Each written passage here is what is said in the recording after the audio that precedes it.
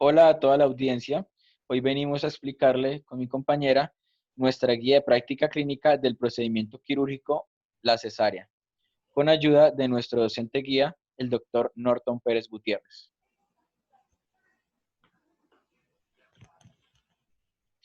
Quienes vamos a exponer será Duan Felipe Fuentes Ramírez y Floriyesenia Alfonso Torres.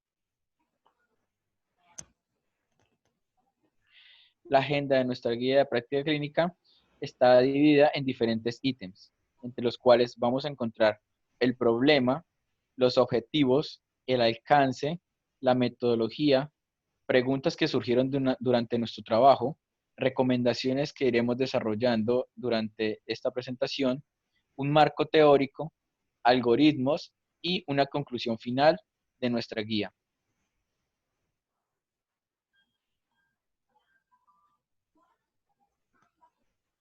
El problema que surge de nuestro tema, la cesárea, es que ha ido un aumento según la OMS, es decir, que ha aumentado el número total de cesáreas en el mundo.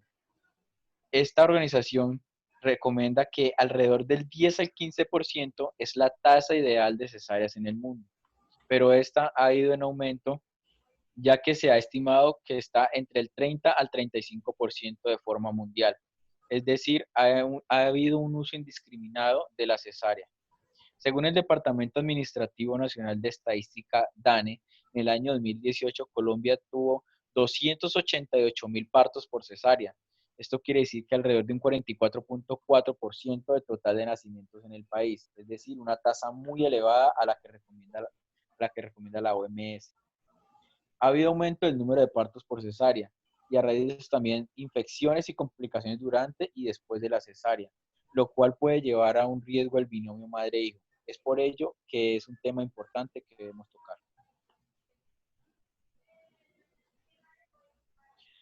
El objetivo de nuestra guía será describir los pasos apropiados para la realización de la cesárea basados en la evidencia científica. El alcance de nuestra guía va dirigido al personal de la salud en quirófanos involucrados en la atención del trabajo de parto por cesárea. Entre ellos incluimos los médicos generales, médicos especialistas en ginecología y obstetricia, pediatras, anestesiólogos y además de esto también a enfermeras o enfermeros y auxiliares de enfermería.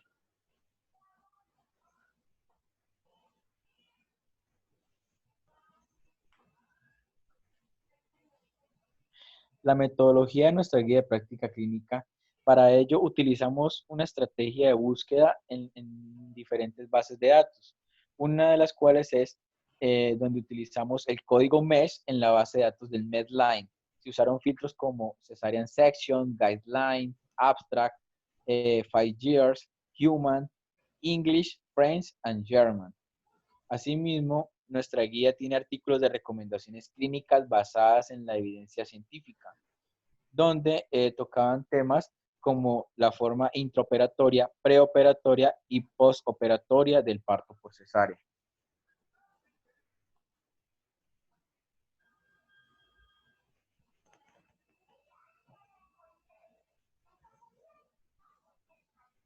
El método de grados de recomendación y niveles de evidencia que decidimos elegir para evaluar las recomendaciones de nuestra guía de práctica clínica es el método canadiense, es decir, de la Canadian Task Force on Preventive Health Care, que es el grado de recomendaciones para las intervenciones de prevención. Entre ellos, los grados de recomendación se evalúan de la A hasta la I, siendo la A donde existe una buena evidencia para recomendar la intervención clínica de prevención y la I donde existe una evidencia insuficiente, ya sea cualitativa o cuantitativa, para hacer una recomendación. Sin embargo, otros factores también podrían influenciar en la decisión.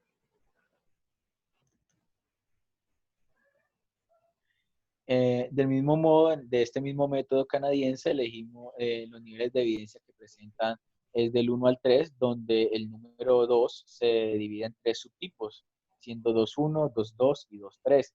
El nivel de evidencia más alto es el nivel de evidencia 1, donde hay donde surgen estudios a partir de estudios experimentales y de metaanálisis con asignación aleatoria. Y el nivel pues, más bajo es el nivel de evidencia 3, donde hay una evidencia existente que surge a partir de la opinión de expertos basados en la experiencia clínica, que son los estudios como por ejemplo los descriptivos o informe de comité de expertos. Las preguntas que surgieron al realizar la guía de práctica clínica de cesárea son el periodo preoperatorio de la cesárea, cómo se debe realizar la profilaxis antibiótica de la gestante. También en el parto por cesárea, la limpieza preoperatoria comparada con la realización de limpieza disminuye el riesgo de infecciones en la materna. También, ¿qué tipo de anestesia se prefiere usar en el parto por cesárea y qué ventajas tiene sobre la anestesia general? Otras preguntas que nos surgieron fue, ¿cuáles son los cuidados neonatales inmediatos durante la etapa transoperatoria de la cesárea? ¿Cuáles son los cuidados posoperatorios que se deben realizar a la materna? Y por último, ¿cuál debe ser el manejo de la gestante que desea iniciar una prueba de parto después de un parto por cesárea con el fin de tener un parto vaginal?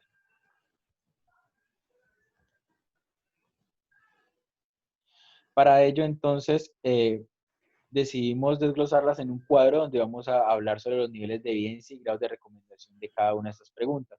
En este caso, la pregunta 1, en el periodo preoperatorio de la cesárea, ¿cómo se debe realizar la profilaxis antibiótica de la gestante? Tenemos que se recomienda una profilaxis antibiótica para todos los partos por cesáreas que se hagan en la gestante, ya sean programados o de manera urgente.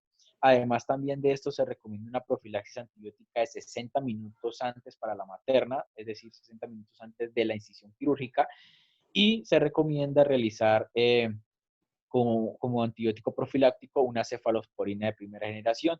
Para estas tres recomendaciones tenemos un nivel de evidencia 1 con un grado de recomendación A, lo cual la hace muy importante y con un nivel de estudio muy bueno para la realización de la, ¿qué? De la maniobra.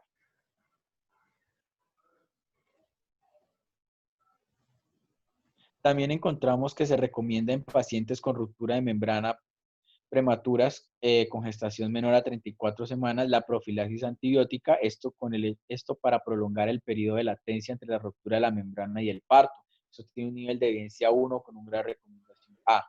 También se recomienda para profilaxis antibiótica una combinación de dosis únicas de clindamicina con un aminoglucósido como alternativa en mujeres con antecedentes de alergia a la penicilina o cefalosporinas, ya que puede causar pues, choques de anafilaxia o angedema o dificultad respiratoria. Eso tiene un nivel de evidencia 2.1 con un grado de recomendación B. Y por último, se recomienda una dosis intravenosa de 1 gramo de cefazolina, es decir, una cefalosporina de primera generación, como profilaxis antes del parto por cesárea para mujeres que pesen 80 kilogramos o menos. También se recomienda aumentar la dosis a 2 gramos para pacientes que pesen 80 kilogramos o más. Sin embargo, aún no se ha establecido el beneficio de administrar 3 gramos en pacientes obstétricas que pesen 120 kilogramos o más. Es por ello que tenemos un nivel de evidencia de 3 con un grado de recomendación C. Entonces, como un comentario adicional sobre esta pregunta, encontramos que en un estudio reciente de Cochrane se halló una reducción de las infecciones en gestantes que recibieron antibióticos profilácticos de manera preoperatoria, es decir, 60 minutos antes, en comparación con las gestantes que recibieron tratamiento profiláctico después del pinzamiento de cordón, es decir, después de haber tenido el bebé. Esto con un odds radio de 0,57 y se halló un intervalo de confianza de un 95% que está entre 0,45 y 0,72.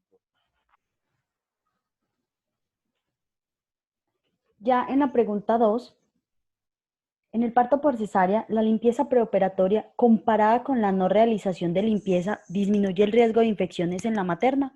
Tenemos diferentes recomendaciones como el uso de soluciones de gluconato de clorexidina con bajas concentraciones de alcohol, ejemplo, el 4% para la limpieza vaginal. Se recomienda realizar limpieza cutánea preoperatoria antes de la cesárea con una solución a base de alcohol como un preparado de clorexidina alcohol para la piel y también se recomienda preparación intraoperatoria de la piel con un agente antiséptico a base de alcohol, a menos que esté contraindicado. Todas estas recomendaciones con nivel de evidencia 1 y grado de recomendación A. Ya como comentario a esta pregunta, tenemos que en un estudio Cochrane se mostró una reducción del riesgo de endometritis con la limpieza preoperatoria que pasó del 8.3% a 4.1% con un riesgo relativo de 0.45 e intervalo de confianza del 95% que va del 0.25 al 0.81. En la pregunta 3 tenemos qué tipo de anestesia se prefiere usar en el parto por cesárea y qué ventajas tiene sobre la anestesia general. Tenemos que se recomienda el uso de anestesia regional, es decir, neuroaxial, es el método preferido y hace parte de un protocolo de recuperación mejorado de la materna con un nivel de evidencia 1 y grado de recomendación A. ¿Por qué se prefiere pues este tipo de anestesia? Encontramos en un informe de Médicos Sin Fronteras que duró 6 años que al revisarse 75.000 cirugías de cesáreas que se realizaron en 12 países, se encontró que la técnica más utilizada era la técnica de anestesia espinal y que se asocia con un riesgo menor de muerte que la anestesia general con intubación, por lo que se concluye que la anestesia espinal beneficia a la gestante porque tiene un buen perfil de seguridad, es más eficaz y tiene menor uso de equipos médicos, además que no requiere de soporte respiratorio. También un metaanálisis que incluyó a 632.556 embarazadas encontró que la anestesia general triplica las probabilidades de muerte de la materna durante la cirugía obstétrica en comparación con la anestesia neuroaxial. En la pregunta 4, ¿cuáles son los cuidados neonatales inmediatos durante la etapa transoperatoria de la cesárea? Entonces, tenemos que se recomienda medir y mantener la temperatura del neonato entre 36.5 grados centígrados y 37.5 después del nacimiento. Se recomienda pinzar tardíamente el cordón durante al menos 1 minuto en un parto a término. El nivel de evidencia es 1 con grado de recomendación A. Mientras que para el pinzamiento tardío el nivel de evidencia es 1 y el grado de recomendación es B. También encontramos otras recomendaciones como la succión de rutina de la vía aérea del neonato o la aspiración gástrica se debe evitar y solo se debe hacer cuando haya un síntoma de vía aérea obstructiva por secreciones o meconio con un nivel de evidencia 3 y grado de recomendación A. Se recomienda suplementación neonatal de rutina con aire ambiente porque no se recomienda el uso de aire inspirado con oxígeno y puede estar asociado con daños. El nivel de evidencia es 3, el grado de recomendación A. Se recomienda que en todos los entornos donde se realizan las cesáreas se cuente con equipos de reanimación neonatal inmediata. El nivel de evidencia es 1 y el grado de recomendación es A. Sabemos que el momento del nacimiento genera mucho estrés para el recién nacido, ya que debe pasar de la etapa fetal a la etapa neonatal, entonces se debe evaluar cuidadosamente el Apgar al minuto, a los 5 y 10 minutos, porque son indicadores relevantes para determinar el estado de salud del neonato y en buena medida dependen de cuidados tales como la sujeción del cordón, la prevención de la hipotermia y el contacto materno neonatal piel a piel. Se encontró que el retraso de la sujeción del cordón umbilical durante al menos 1 minuto después del parto mejora el desarrollo neurológico del recién nacido. En la pregunta 5, ¿cuáles son los cuidados posoperatorios que se deben realizar a la materna? Encontramos que se recomienda la analgesia multimodal que incluye medicamentos antiinflamatorios no esteroideos como es el uso del paracetamol para una mejor recuperación del parto por cesárea. Se recomienda iniciar una dieta regular dentro de las 2 horas posteriores al parto por cesárea con nivel de evidencia 1 y grado de recomendación A. Se recomienda el uso de agentes antieméticos para la prevención de náuseas y vómitos posoperatorios durante el parto por cesárea con nivel de evidencia 2.2, grado de recomendación B. No se recomienda usar heparina de forma rutinaria para profilaxis de tromboembolismo venoso en pacientes después de un parto por cesárea. El nivel de evidencia es 2.2, grado de recomendación C.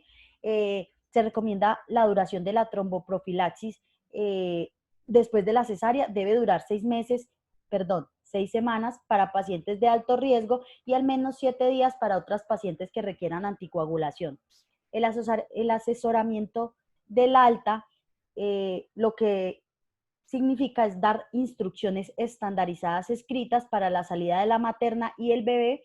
Entonces, estas últimas dos tienen un nivel de evidencia 3 y un grado de recomendación C.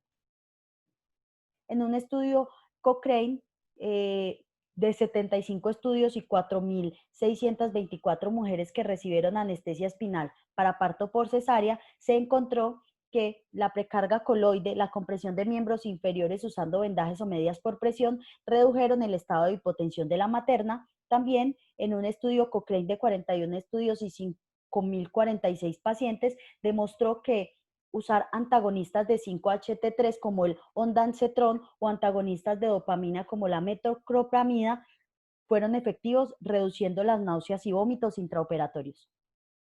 En la pregunta 6, ¿cuál debe ser el manejo de la gestante que desea iniciar una prueba de parto después de un parto por cesárea con el fin de tener un parto vaginal?